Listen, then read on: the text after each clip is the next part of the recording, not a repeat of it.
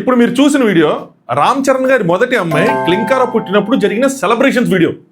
ఈ వీడియో మీకు ఎందుకు చూపించాను ఏంటని డీటెయిల్గా చెప్తా. దానికన్నా ముందు అసలు ఏం జరిగిందన్నది ఒక 1 మినిట్ మాట్లాడి ఇప్పుడు ఏం జరుగుతుంది, ఒక విషయాన్ని రాంగ్గా ఎలా పోర్ట్రే చేస్తున్నారు, ఒక రాంగ్ ప్రాపగండాని ఎలా క్రియేట్ చేస్తున్నారు. Let's start. హాయ్ ఫ్రెండ్స్, నా పేరు Anand, welcome to Anand views. 2 days back Ram Charan గారికి ట్విన్స్ పుట్టారు. ఇది ఇప్పుడు చాలామందికి తెలిసిన విషయం. అందులో ఒక ఆడపిల్ల, ఒక మగపిల్లాడు, ఆడపిల్ల ఇద్దరు పుట్టారు.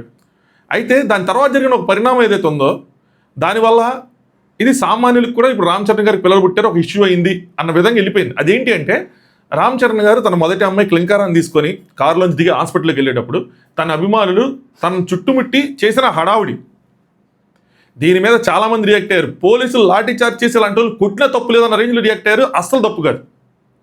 మన దేశంలో మనకి చాలామందికి కామన్ సెన్స్ ఎట్లాగా లేదు, కనీసం సివిక్ సెన్స్ అని ఉండాలి కదా, అది కూడా లేదు. 3 విషయాలు మనం ఒక్క జనరేషన్ కనుక నేర్పించగలిగితే మన దేశంలోని సగం ప్రాబ్లమ్స్ ఇలా సాల్వ్ అవుతాయి. అవేంటో తెలుసా? 1 consent, 2 good touch bad touch, 3 ఈ సివిక్ సెన్స్. కామన్ సెన్స్ అనేది మనం టీచ్ చేసేది కాదు, అది మనలో ఉండాల్సిందే. కానీ ఈ 3 నేర్పించాల్సిన విషయాలే. నేర్పిస్తే కనుక, ఇవి నేర్చుకుంటే కనుక ఒక్క జనరేషన్ నేర్చుకున్న తర్వాత నుంచి మొత్తం చేంజ్ అయిపోద్ది. అరే, మనకు ఒకళ్ళంటే అభిమానం ఉండొచ్చు, తప్పులేదు. కానీ అభిమానానికి ఒక హద్దు ఉండాలి కదా, ఒక లైన్ ఉండాలి కదా. అరే హీరో మీరు అభిమానించండి, హీరో ఆటోగ్రాఫ్ కోసం ఎగబడండి, ఫోటో కోసం ఎగబడండి. కానీ ఎప్పుడు పరిస్థితులు ఏంటి, ఏం జరుగుతుంది, తను ఎవరితో ఉన్నారు, ఒక చిన్న పాపను తీసుకుని వెళ్తున్నప్పుడు మీరు అందరూ అలా మీద పడితే అక్కడ జరగరాంది ఏదైనా జరిగితే ఎవరు రెస్పాన్సిబిలిటీ? ఆల్రెడీ ఇట్లా చేసి ఒక హీరోని చేసిన దాకా నడిపించారు, ఒక రాత్రంతా జైల్లో కూర్చోబెట్టారు. మళ్ళీ ఇప్పుడు ఇది ఏమీ లేదు. దీని తర్వాత ఇలాంటి ఇష్యూ క్రియేట్ చేయటం, దాని తర్వాత ఫ్యాన్ వర్స్ క్రియేట్ చేయటం, రాంగ్ ప్రాపగండాస్ని ముందు పెట్టడం, దాని మీద ట్వీట్లు వేసుకొని మాట్లాడుకోవటం. ఏంటి అంటే ఇప్పుడు ఇది జరిగింది కదా, ఇది ఎందుకు జరిగింది, దీన్ని అందరూ ఖండించాల్సింది పోయి కొంతమంది దీన్ని ఇది వాళ్ళు తీసుకున్న గొయ్యే అన్న విధంగా, అంటే ఇది ఒక పిఆర్ స్ట్రాటజీ, దాన్ని అలా క్రియేట్ చేశారు, దానివల్ల ఇదంతా జరిగిందని. అది ఎలా పిఆర్ స్ట్రాటజీ అయ్యిందంటే అంటే రామ్ చరణ్ గారికి పలానా టైంలో ఇలా పిల్లలు పుట్టబోతున్నారని చెప్పి ఒక లెటర్, ఒక ఇమేజ్, ఏమంటారు, ఒక కార్డు, సరేనా, శుభలేఖ లాంటిది ఒక కార్డు ఏదో కొన్ని రోజుల ముందు నుంచి ట్రెండ్ అయింది. నాకు విషయం చెప్పండి, కొన్ని దేశాల సీక్రెట్సే లీక్ అయిపోతున్నప్పుడు, ఆ ఫైల్స్ ఈ ఫైల్స్ అని చెప్పి జరిగిన ఎప్పుడో సంవత్సరాల క్రితం జరిగినాయి లీక్ అయిపోతున్నప్పుడు, ఎక్కడెక్కడో ఉన్నాయి లీక్ అయిపోతున్నప్పుడు, ఒక హాస్పిటల్లో ఒక షెడ్యూల్ అయి ఉన్న ఒక ఆపరేషన్, దానికి సంబంధించిన ఇన్ఫర్మేషన్ లీక్ అవ్వడం పెద్ద విషయమా? అభిమానంతో ఎవరైనా చెప్పుకుండొచ్చు కదా. ఓకే, అలా కాదనుకుందాం. రామ్ చరణ్ గారికి ఇప్పుడు ఈ టైంలో పలానా టైం ఇప్పుడు పిల్లలు పుట్టారంటే ఇప్పటికిప్పుడు ఒక 100,000 మంది అభిమానులు చేరుకోవటం ఎంత విషయం ఆయనకున్న రేంజ్కి. దానికోసం ముందు నుంచే అంటే ఒకటి క్రియేట్ చేసుకొని, ఒక పిఆర్ యాక్టివిటీ ప్లాన్ చేసుకొని ముందు నుంచి అలా ట్రెండ్ చేసి అలా అభిమానులు రప్పించుకోవాల్సిన అవసరం ఉందా? ఎవరైనా అది కోరుకుంటారా? అది వాళ్ళు కూడా డేంజర్లోనే పెట్టింది కదా. క్లింకారా పుట్టినప్పుడు కూడా అప్పటికప్పుడు అభిమానులు చేరుకున్నారు, అప్పటికప్పుడే సంబరాలు చేశారు. అప్పటికిప్పటికి డిఫరెన్స్ ఏంటంటే అభిమానులు అప్పుడు గేట్ బయట ఉన్నారు, ఇప్పుడు లోపలికి వచ్చారు. అది ఎలా జరిగిందన్నది ఆలోచించాలి. అది ఎలా జరిగిందంటే ఈ తోపులాట్లో ఒక విలేకరు కూడా ఉన్నారు. ఆవిడ ఎందుకు దూరారో నాకు అర్థం కాదు. నేనైతే ఆవిడ చూసి ఈవిడికి ఎందుకు తిట్టుకున్నా, బట్ ఆవిడ ఒక వీడియో పెట్టారు. ఆవిడ చెప్పింది ఏంటంటే చిరంజీవి గారు అభిమానులు కలవడానికి బయటకు వచ్చినప్పుడు ఈ మీడియా సమావేశం తర్వాత, దాని తర్వాత ఆయనతో పాటు కొంతమంది వచ్చేసారని లోపలికి, అలాగే రామ్ చరణ్ గారు ఎంటర్ అయినప్పుడు ఆయన కారుతో పాటు కొంతమంది వచ్చారని లోపలికి, దానివల్ల అభిమానులు లోపలికి వచ్చేసారు కాబట్టి అలా జరిగిందని ఒకటి ఎక్స్ప్లెయిన్ చేశారు. సో ఎవరైనా కావాలని లోపలికి తప్పించుకుంటారా? ఇంత మినిమంగా ఆలోచించకుండా ఇది ఒక పిఆర్ స్టంట్, ప్రతి దాంట్లోనూ పిఆర్ని ఇన్వాల్వ్ చేస్తున్నారు, ఇమేజ్ని పోర్ట్రే చేసుకోవడానికి. అరే దీనికి ఇమేజ్ పోర్ట్రేయింగ్కి అసలు ఏమైనా సంబంధం ఉందా? ఇది ఒక పాయింట్. రెండోది ఏంట్రా అంటే చిరంజీవి గారికి ఆడపిల్ల అంటే పడదు, మగపిల్లడు పుట్టాడు, అందుకని ఈ రేంజ్ సంబరాలు. అసలు ఆయన మాట్లాడుతున్నప్పుడు ప్రతి దాంట్లో ఆయన మొహంలో ఆనందం చూడండి, ప్రతిదీ.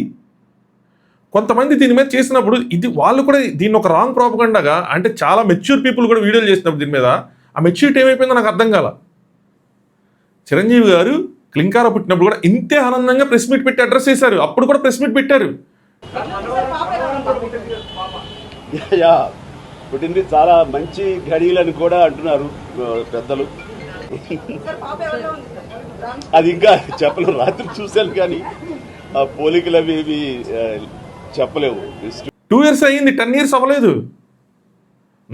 సామాన్యులు నాకు గుర్తున్నప్పుడు మీడియా వాళ్ళు ఈ వీడియోలు చేసి వాళ్ళకి ఎందుకు గుర్తులేదు అంటే వాంటెడ్గా మర్చిపోతున్నారు అంతే, ఒక రాంగ్ ప్రాపగండాని తీసుకురావడానికి. అప్పుడు కూడా ఆయన మీడియాని పెట్టారు, అప్పుడు కూడా ఆయన ఆనందంగానే ఉన్నారు, అప్పుడు కూడా అడ్రస్ చేశారు, అప్పుడు కూడా అక్కడికి అభిమానులు చేరుకున్నారు, అప్పుడు కేక్ కట్ చేశారు, అప్పుడు సంబరాలు చేసుకున్నారు. ఇక్కడ పాయింట్ తీసుకొచ్చింది ఏంటంటే చిరంజీవి గారికి లెగసీ కావాలి అంటే ఒక అబ్బాయి కావాలి, ఆయన లెగసీ నిలబెట్టడానికి ఒక అబ్బాయి కావాలి. దానికోసమే ఆయన ఒక ఫంక్షన్లో యథాలాపంగా చెప్పిన మాటను పట్టుకొని దాన్ని తిప్పి తిప్పి ప్రతి దానికి కనెక్ట్ చేసుకుంటా ప్రతిదీ రాంగ్గా చూపించే ప్రయత్నం చేశారు. నాకు ఒక కొడుకు 1.5 years, నేను మా వైఫ్ మాట్లాడుకున్నప్పుడు సరదాగా ఏమంటాం అంటే నెక్స్ట్ ఒక అమ్మాయి కావాలనుకుంటాం. వీడితో చూసేసాం అసలు వద్దు మాకు ఒక అమ్మాయి కావాలి. డజంట్ మీన్ నాకు అబ్బాయిలంటే ఇష్టం లేదని కాదు, నాకు డిస్క్రిమినేషన్ ఉందని కాదు. అలాగే ఇంట్లో ఆడపిల్లలు ఉన్నప్పుడు ఎక్కువ మంది ఒక అబ్బాయి కోరుకోవడం తప్పేంటి? ఇప్పుడు క్లింకరాన్ని సరిగ్గా చూసుకోలేదా? క్లింకర్కి జరగాల్సినవి జరగలేదా? ఏం మాట్లాడుతున్నారు? ఆయనకి ఒకవేళ లెగసీ ప్రాబ్లమ్సే ఉన్నాయి నిజంగానే అనుకుంటే ఆయన పెద్ద కూతురు సినిమాల్లో ఇప్పుడు యాక్టివ్గా ఉంటారా? ఆయన తమ్ముడు కూతురు ఒక హీరోయిన్గా లాంచ్ చేస్తారా? ఇప్పుడు ఆవిడ కూడా ప్రొడ్యూసర్గానే ఏ విధంగానే ఉన్నారు కదా. ఎందుకు ప్రతిదాన్ని ఒక రాంగ్గా చూపించే ప్రయత్నం చేయటం? నాకు అదే అర్థం కాల. అభిమానులు తప్పు చేశారు, హద్దులు దాటారు, సివిక్ సెన్స్ లేదు, కామన్ సెన్స్ లేదు, వాళ్ళని తప్పులేదు వాళ్ళని వేసుకోవటంలో. కానీ దాంతోపాటు ఏదో మనకు చెప్తున్నట్టు చెప్తూ వాళ్ళు రాంగ్ ప్రాపగండాని పుష్ చేసుకున్న విధానం ఏదైతే ఉందో సోషల్ మీడియాలో అది రాంగ్ ఖచ్చితంగా. పిఆర్ స్ట్రాటజీస్ అని, చిరంజీవి గారికి ఇలాంటి భేదాలు ఉన్నాయని ఏం మాట్లాడుతున్నారు? చిరంజీవి గారు తన కూతురికి వాళ్ళు ఏదో చేసినా కూడా తీసుకొచ్చి గుండెలో పెట్టుకొని చూసుకుంటున్నారు ఆయన అని. నిజంగా డిఫరెన్సెస్ ఉంటే వదిలేచ్చు కదా. లేదే, వాళ్ళని వాళ్ళ పిల్లల్ని మనవరాలని అందరినీ గుండెలో పెట్టుకొని చూసుకుంటున్న మనిషి ఆయన. నిజంగా ఆయనకి అలాంటి భేదాలు ఉంటే, అమ్మాయిలు అబ్బాయిలు అలాంటి భేదాలు ఉంటే వాళ్ళ పెద్ద కూతురు ఇండస్ట్రీలో ఉంటారా? వాళ్ళ తమ్ముడు కూతురు హీరోయిన్గా లాంచ్ అవుతారా? ఏమి ఆలోచించరా? ఇండస్ట్రీ ఒక మేల్ డామినేటింగ్ ఇండస్ట్రీ. ఎవరు ఒప్పుకున్నా ఒప్పుకోకపోయినా కూడా ఫిమేల్ ఓరియంటెడ్ సినిమాలు చూస్తే లేడీసే చూసే పరిస్థితులు లేరు. ఎప్పుడో ఒక అమ్మోరు, ఎప్పుడో ఒక అరుంధతి. కంప్లీట్గా మేల్ డామినేటింగ్ ఇండస్ట్రీనే. మీరు మెగా ఫ్యామిలీ ఏ ఫ్యామిలీ తీసుకున్నా మీకు వచ్చిన వారసులందరూ అబ్బాయిలే. కానీ చిరంజీవి గారి ఫ్యామిలీ నుంచే అమ్మాయిలు ఉన్నది, మోను గారి ఫ్యామిలీ నుంచి అలా ఉన్నారు. ఒకవేళ ఎవరికైనా సరే ఫర్దర్గా అంటే ఇలా అమ్మాయిలని అబ్బాయిలని అలా ఉంది అనుకోండి, ఫర్ ఎగ్జాంపుల్గా చెప్తున్నాను, రాబోయే రోజుల్లో అలాంటి ఆలోచనలు ఉన్నా కూడా మారిపోతాయి. మహేష్ బాబు గారు వాళ్ళ అమ్మాయిని గట్టిగా లాంచ్ చేస్తారు. ఇండస్ట్రీ చేంజ్ అయ్యే అవకాశం ఉంది. ఆ థాట్ ప్రాసెస్ ఏదైనా ఉంటే చేంజ్ అయ్యిద్ది.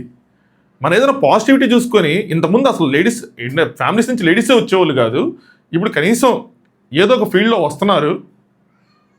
దాన్ని పట్టుకుని అది పాజిటివ్ పాయింట్ పట్టుకుని దాన్ని ఎంకరేజ్ చేయటం మానేసి నెగిటివ్ పాయింట్స్తో ఒక రాంగ్ ప్రాపగండాని బిల్డప్ చేసి ఇమేజ్ని డ్యామేజ్ చేయాలని కంకణం కట్టుకున్న వాళ్ళు నాకు అర్థం కాల. దీని మీద స్పేస్లో వార్లు, అసలు ట్వీట్లు ఎందుకంతా? అది కాదు పిఆర్ స్ట్రాటజీ, ఇది పిఆర్ స్ట్రాటజీ. ఒకళ్ళు బ్లేమ్ చేసి రాంగ్గా చూపించటం. జరిగిన దానికి జరుగుతున్న దానికి అసలు ఏం సంబంధం లేదు. ఒక విషయం జరిగింది XYZ రీజన్స్ వల్ల, ఇలా ఒక చిరంజీవి గారు ప్రెస్ మీట్ పెట్టడం, బయటికి వెళ్ళి అభిమానులు చూడాలనుకోవటం, కారు రావడం, దాంతోపాటు రావటం, ఇది ఇటీవల జరిగింది. దాన్ని తీసుకొచ్చి వేరే వేరే పాయింట్కి ఎప్పుడెప్పుడు జరిగిన పాయింట్లు కూడా కనెక్ట్ చేసుకుంటా. ఇప్పుడు చూడండి, ఈ ప్రెస్ మీట్లో చిరంజీవి గారు నవ్వారు, ఇదో పాయింట్. అప్పట్లో నవ్వు రాలా, అంగో అదొక ఈవెంట్లు ఇట్లా అనేసారు ఆయన. ఎవరో సామాన్యులు ఇలాంటి మాటలు మాట్లాడుకున్నా ఓకే అనుకోవచ్చు, కానీ ఎక్స్పీరియన్స్ ఉన్న జర్నలిస్టులు వాళ్ళు కూడా ఇలాంటి వాటి మీద రియాక్ట్ అవుతూ ఏదో మంచి చెప్తున్నామంటూ ఒక సీక్రెట్ ప్రాపగండాని రుద్దేస్తున్నారు. అది రాంగ్ కదా. ఇంకా పాలిటిక్స్ అంటారా, ఆబ్వియస్లీ ఇంక చుట్టుముడతా ఉంటాయి. కొంతమంది అదే ప్రయత్నంలో ఉంటారు. బట్ స్టిల్ నా పాయింట్ ఆఫ్ వ్యూలో రాంగ్ ఏదైతే రాంగ్ అది, రైట్ ఏదైతే రైట్ అది. సో జరిగింది అది.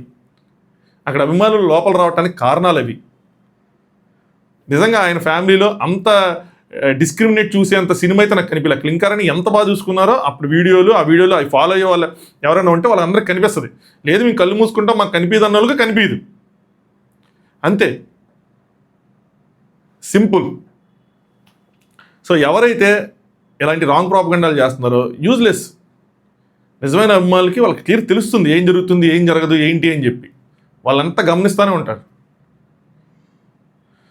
సో మీ ఒపీనియన్స్ ఈ విషయం మీద కామెంట్ చేయండి. అలాగే వీడియోని లైక్ చేయండి. దాంతోపాటు కొత్తగా చూసే వాళ్ళు ఎవరైనా ఉంటే ఖచ్చితంగా సబ్స్క్రైబ్ చేసుకోండి.